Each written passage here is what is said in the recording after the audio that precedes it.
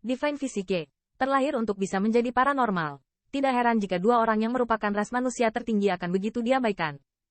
Mengenai mereka berdua, terlepas dari status mereka, Su Hua sepertinya baru pertama kali bertemu dengannya. Dia terkekeh dan berkata dengan ringan, selama kamu bisa berbicara dengannya, tidak apa-apa untuk membawanya pergi. Mendengar ini, wajah kedua lelaki tua itu tiba-tiba runtuh. Divine Physique adalah putri dari mereka yang telah melahirkan Yin Fein hari itu. Pernahkah mereka mengatakannya sekali? Jam berapa tidak pulang? Tanda seru. Tanda seru. Bahkan mereka dengan sengaja menyembunyikan identitas mereka dan mendekati Divine Physique of Tianling. Setelah bermain dengan mereka selama beberapa hari, mereka tidak hanya tidak memuju mereka, tetapi rambut janggut mereka dicabut oleh Xiao Linger. Bahkan di istana Fast Glacial, Xiao Linger hanya mendengarkan kata-kata Lu Lingying dan orang tua. Benar-benar tidak ada yang bisa mereka lakukan sebelum mereka ingin memulai dari Su Hua. Namun, mereka tidak tahu bahwa di antara orang-orang yang menaiki tangga kenaikan surgawi di bawah, Xiao Linger menuruti kata-kata seorang pria. Tangga emas melintasi langit seperti jembatan. Pada titik ini, jalur siluet sedang melangkah keras di atasnya. Pada saat ini, di atas tangga, sebuah fenomena alam muncul, dan berbagai martial spirit yang kuat, fisik langka, dan meraung keras, menyelimuti jalur siluet. Di garis depan, seperti sekelompok hari kabisat, ada sinar cahaya yang menyilaukan. Di antaranya, ada siluet yang masih menyangkal 10.000 matahari. Saat ini, dia telah mencapai langkah ke-50. Namun, bahkan di tangga ke-50 Divine Physique, kecepatannya menjadi sangat lambat.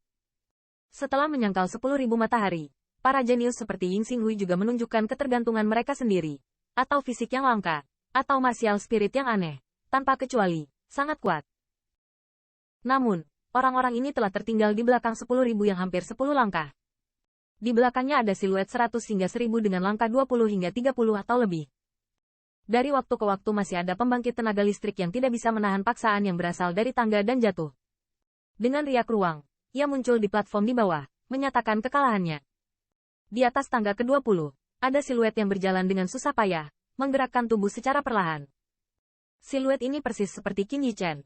Saat ini, langkahnya diambang kehancuran, tetap di langkah ke-20.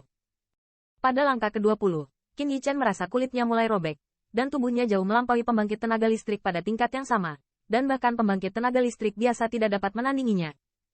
Namun, di bawah paksaan ini, dia bangga dengan kekuatan fisiknya, tetapi seolah-olah tidak ada. Darah Pobo mulai mengalir keluar melalui beberapa celah kecil. Untuk ini, corak Qin Yichen tidak berubah sama sekali, seolah-olah dia tidak bisa mendeteksi rasa sakitnya. Mo Yanfeng mengikuti Qin Yichen, melihat siluet di mana baju itu berlumuran darah dan keringat, wajahnya tidak bisa menahan diri untuk tidak bergerak. Saudara muda Qin, jangan terlalu enggan. Mo Yanfeng menghela nafas. Awalnya, dengan bakat, dia sekarang cukup untuk mencapai tangga sekitar 30. Namun, karena mengkhawatirkan Qin Yichen, dia tetap mengikuti yang terakhir. Namun, untuk keputusasaan Mo Yanfeng, Qin Yichen tampaknya tidak tersentak di matanya jika dia tidak mendengar setengahnya, dan bahkan kelincahan sebelumnya tidak berkedip. Saat berikutnya, dengan tatapan Mo Yanfeng, Qin Yichen maju selangkah lagi. Tanda darah yang menyilaukan pecah dari atas bahunya, dan tiba-tiba darah mengalir keluar, mengalir ke bawah tubuhnya, meninggalkan jejak merah cerah di tangga emas. Darah Qin Yichen semakin mengalir. Bahkan wajahnya ditutupi dengan noda darah. Penglihatannya dikaburkan oleh darah merah cerah ini. Namun, mengenai hal ini, Qin Yichen masih tidak bereaksi sama sekali. Langkahnya terus berlanjut dengan mantap dan berat. Jangan melangkah lebih jauh, saudara muda Qin, kamu tidak tahan. Mo Yanfeng mencemaskan keadaan Qin Yichen saat ini, yang jelas-jelas dekaden karena angin dan salju telah pergi. Hal yang paling penting adalah dia tidak tahu bahwa ketekunan Qin Yichen telah mencapai tingkat yang sangat menakutkan sehingga dia tidak tahan, tetapi dia tidak terjepit oleh tangga. Sebaliknya, tubuhnya secara bertahap runtuh di bawah tekanan ini. Bahkan baptisan yang Anda dapatkan dengan setiap tangga sama sekali tidak berguna. Saudara muda Qin, segera bangun. Mo Yanfeng tidak bisa membantu tetapi berteriak keras. Dengan baik. Bukankah itu putra suci Qin? Dia, seorang pria di alam kekaisaran, benar-benar mencapai 21 langkah. Ini sangat bagus, tapi sepertinya agak salah melihat kondisinya. Tiba-tiba, banyak orang juga memperhatikan perubahan di sini. Dengan suara seruan, mata yang tak terhitung jumlahnya melihat ke arah siluet yang melangkah keras di langkah ke-21. Melihat siluet yang bermandikan darah, namun masih tidak ada artinya untuk berhenti di kaki. Banyak orang tampak sedikit terharu. Secara teoritis, begitu tubuh tidak tahan, ia akan terjepit oleh paksaan di tangga. Namun, tidak ada yang tahu apa yang terjadi dengan Qin Yichen. Terlihat jelas bahwa tubuh sudah mulai runtuh, tetapi masih berdiri. Di tangga, tahan paksaan yang melebihi beban tubuh. Di atas kota Set. Tian, mereka juga memperhatikan perubahan di sini, dan tiga mata Suyun juga tertuju pada Qin Yichen. Melihat Qin Yichen yang bersikeras, bahkan mereka tidak bisa menahan diri untuk tidak bergerak sedikit pun. Saat ini, Qin Yichen terluka. Cedera semacam ini, bahkan ketekunan yang besar, mungkin tidak tahan, tetapi dia bahkan tidak mengerutkan kening. Ketekunan macam apa yang bisa dimiliki ini? Dengan kata lain, Qin Yichen masih diam di tengah tiupan angin dan salju, dan telah menjadi mayat berjalan. Bang! Qin Yichen bergerak maju hampir seperti mekanis, dan akhirnya, ketika dia menginjak langkah ke-30, satu kaki jatuh dan satu lutut jatuh ke tanah.